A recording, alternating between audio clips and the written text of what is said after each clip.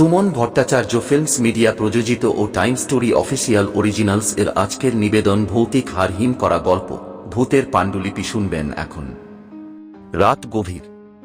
গ্রামের কাকিনপুরের কাচারির বটগাছটা আলো ছায়ার খেলায় যেন জীবন্ত হয়ে উঠেছিল।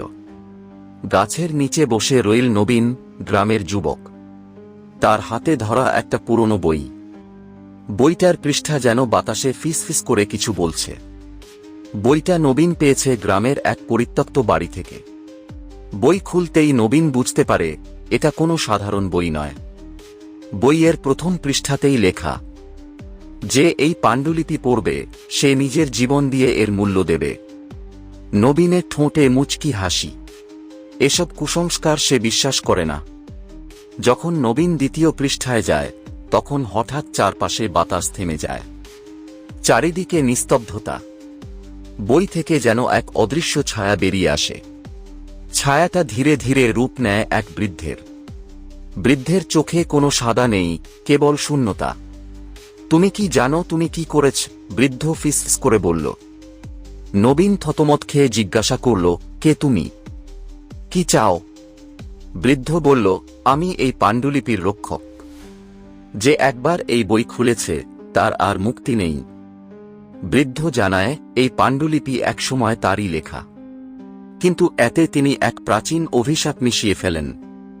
বইয়ের প্রতিটি শব্দ যে পড়বে তার আত্মা বইয়ের অভিশাপে আটকা পড়বে। বৃদ্ধ নিজেও মুক্তি পেতে পারেনি। নবীন ভয় পেয়ে বই বন্ধ করে ফেলতে যায়, কিন্তু বইটা যেন তার হাতে আটকে থাকে। সে শক্তি দিয়ে টান দিলেও কিছুতেই বই বন্ধ হয় না। নবীন দেখে তার চারপাশে অন্ধকার ঘনিয়ে আসছে। গাছপালা সব যেন জীবন্ত হয়ে উঠেছে। পাণ্ডুলিপি থেকে বেরিয়ে আসে আরও কয়েকটি ছায়ামূর্তি। প্রতিটি মূর্তি ছিল নবীনের মতোই যুবক, যারা আগে এই বই খুলেছিল। নবীন বুঝতে পারে এই অভিশাপ থেকে বাঁচার একমাত্র উপায় বইটা ধ্বংস করা।